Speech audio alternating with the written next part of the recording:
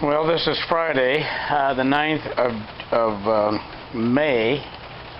As you can see, it's raining, and it's been raining off and on all day. Not a very nice day, but it's a good day for doing things like this. Been experimenting with starting to raise my own queens, and got a frame here that I'm putting my cups in, and you can see right here I use a kind of a cheap stainless steel pan that I got probably at some place like Target or Kmart or even Walmart. You can see the size up next to my hand, so that gives you an idea how big it is. There's about 3 inches of water in the bottom, and then I throw in my wax in there and let it melt. It takes about 10-15 minutes for it to melt. You want to make sure that you don't have this fire underneath blazing. This is a camp stove that folds down, and you see all the wax on it from all the different times I've used it to melt the wax in the finishing stages of purification for the sake of making my final wax cakes. So I throw that in there and melt it, and then what I did was I took a paintbrush, just a plain old paintbrush, and I'll show you over here. There's a this is one of those plastic full deeps that comes with it's compartmentalized so that you've got one here and one across, so it divides it into 4. You can take the one in the middle out, and you can make it 2, or you can take the whole thing out and make it deep. It fits on a standard wooden deep, no problem. All the dividers are flush with the top. It comes with a bottom board. It comes with a insulated top which has a hole for feeders. This thing also has a tank in each of the 4 compartments, which makes it kind of a nursery for bees to take care of the queen before she makes her maiden flight, and then when she starts to lay, then of course you know it, but because you can see the effects on the brood. Now, what I did was this was shipped to me without any wax on the plastic foundation. Now, I've been using plastic foundation probably a couple of years after it came out. The reason I didn't go any sooner because I had a large stock of wax foundation, and so I wanted to use it up. And then when that was finally used up, I went to plastic. But what you see here is what it looks like when it's done, you know, on either side. It doesn't have to be perfect. They're going to take that beeswax, and I can show you some more. See, and they're basically different. But what I found out is if you get this pot here very hot, not a rolling boil, but somewhat less, and then dip your paintbrush way down into the bottom where the water is, the hot water, and just whoosh it around like this each time you put it up on the thing you're going to wax. It keeps the heat better, and it applies a fairly even amount. See here, this is what I did the last frame that I did. Now, there's plenty of wax on there, and they're going to draw it out and use that wax. So in the end, it will really save them energy. The key is heat, okay? So then while I was at it, I'll just take this, pardon the camera switching. I took this frame out. So what I did is I drizzled some wax on this bar here all the way, the length of it, okay? And then I took these little cups, that you see right, these little platforms, I should say, whatever they're called, that hold the cup, okay? These things here, with the brown base attached. That's where you detach it. You just pop between these two here, right here, and that lifts that queen cell off. But I just took that whole mechanism there with the cup in it and just dipped the brown part in the beeswax over here that's melted, after I'd already put a coating on the wood, and then pressed it down and held it. And that kind of glued it down or to the whole bar. Then after I did that, I just put the bar down here like that, okay? Then I took a little stick like this, and I just dipped it in the wax like that and just drizzled it over the top so that it will lock in these area here.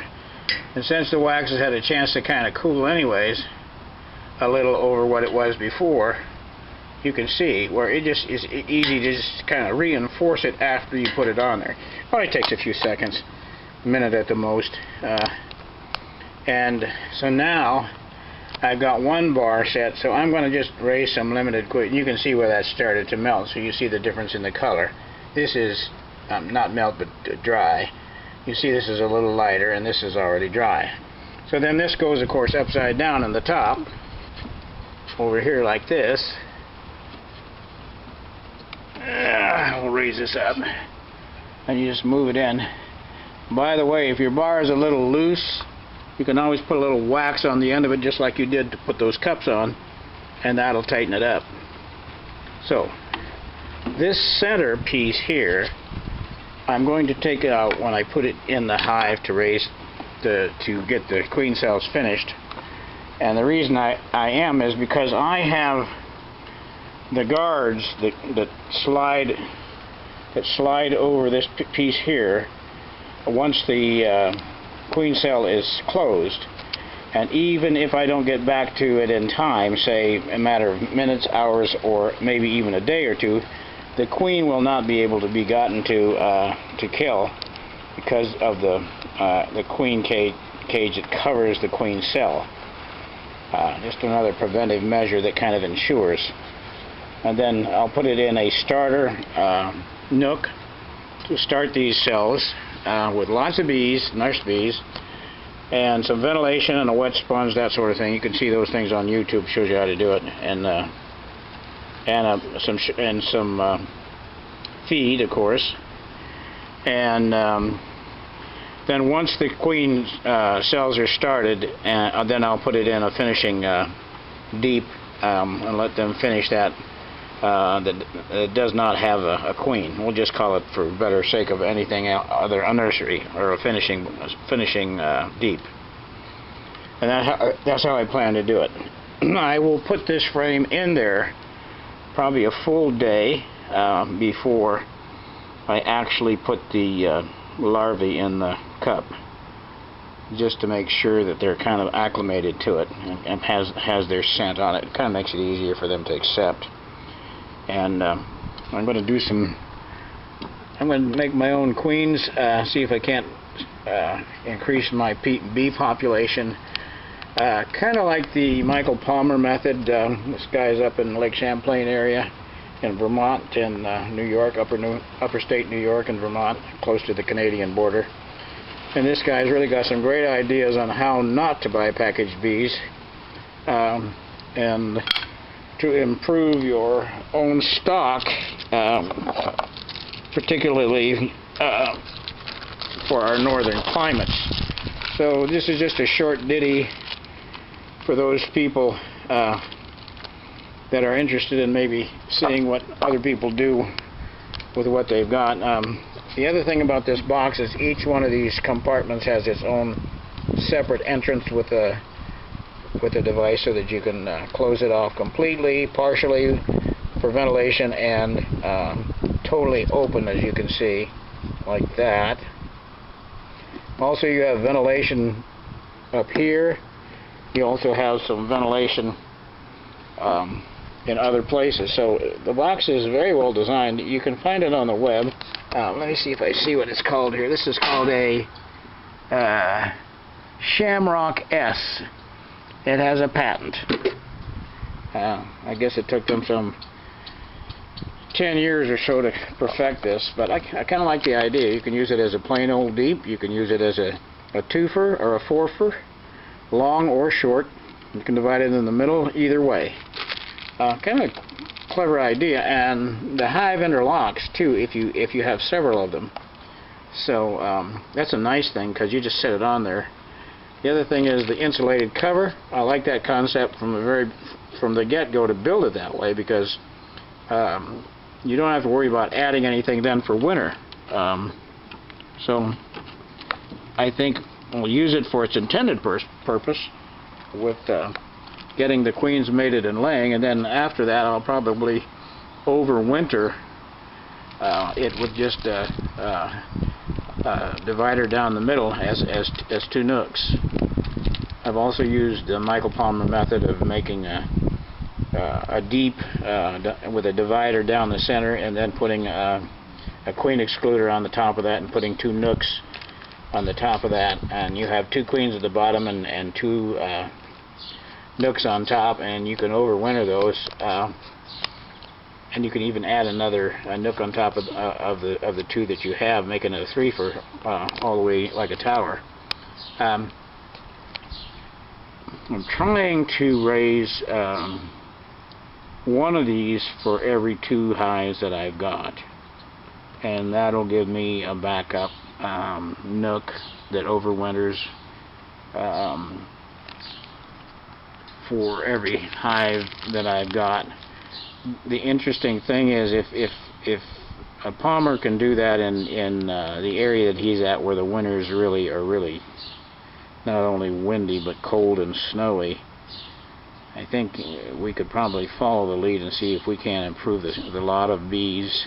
At least the hobbyist can. I don't picture the commercial beekeeper doing this, at least not the ones that haul for pollinating purposes primarily, because I don't think they're going to be interested in the investment in time unless it becomes absolutely necessary because of what has happened in the pollen orchards, in the almond orchards this year, 2014, 2013, 14.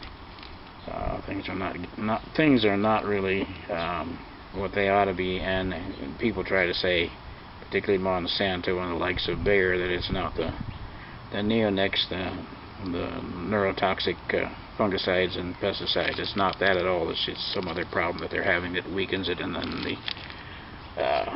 the pesticides, of course, finish them off. I think that's just a bunch of crap. The obvious is what it is. Neurotoxic titrated pesticides and fungicides do exactly what they're intended to do, and that is kill insects, kill bugs, and they don't differentiate between bees and any other insect. That's just my opinion for what it's worth. But I've been at it for a while, and I'm not impressed with the likes of those people. I think their interest is primarily the mighty buck and the stockholders. But anyways, that's an idea that I'm messing with this year. I started with 14 hives last fall, 2013, and this winter was the worst on record. I ended up with 3 hives. Went over, helped a guy, my wife and I, in Richmond, Indiana, which is close to the Ohio border, off of 70, and we broke down a mess of his hives. I think he had 16 or 18 hives, and I think 2 of his survived in that particular yard. So we spent 6 hours cleaning it out and breaking them down and salvaging what honey was left and getting ready for swarms and that sort of thing later on, because he doesn't intend, he says, to buy any. I think he said he got 40 swarms last year in the area that he's in, and he has other hives, of course, that did survive, but his particular yard, not so good. But anyways, just some thoughts on how I'm going to change the way I operate to try and make it more of a self-sustaining apiary, since I'm retired and have the time to do it now. And it'll be an interesting experiment, and maybe I can report back this fall and maybe even next spring on how it really fared, in case other people would like to try it. But the concept of his deep divided in half with the 2 nooks is Michael Palmer's YouTube video under the Self-Sustainable Apiary, I think is the title of his speech, and it's about an hour and 15 minutes, something like that. But this guy, I think, is really pretty sharp, and And if you want to get an idea on maybe how to get away from packaged bees, which aren't so great anymore, then this might be the clue or the answer for some people if they have the time to do it. Now, it does involve some investment from the standpoint of the nooks you're going to have and the dividers and that sort of thing, and the bottom board's a little different too. So then you have to have inner covers for the two, because you can't afford to have one queen from one nook crawling over the top and going into the box where the other queen is, because then you have a royal battle and you've lost one queen, to say the least, maybe two if they both die. But just some thoughts. And finally, I'll sign off. This is G. Wooster signing off.